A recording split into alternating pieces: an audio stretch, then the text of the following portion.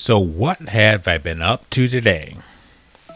This simple oscilloscope represents my impetus or reason to start working with YouTube videos to solve problems.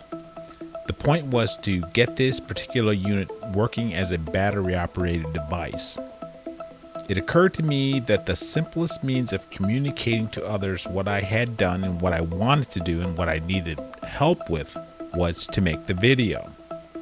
Robert, a very sharp gentleman in Illinois who often helps me with this sort of problem, suggested Fusion 360.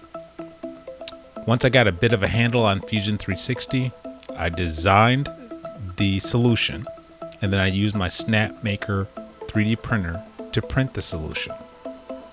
My first example is actually a mistake.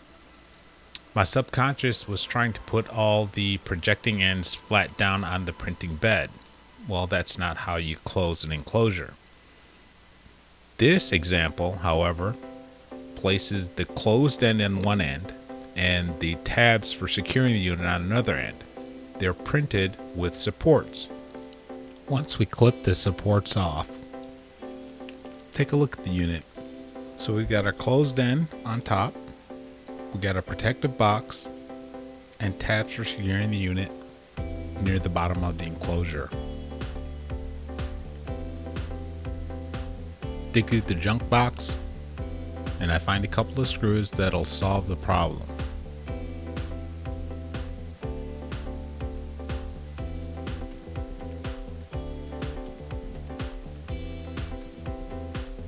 I am by no means suggesting that my solution is the most elegant, but I do encourage people to look at the problem, determine what possible solutions are, and then go for it.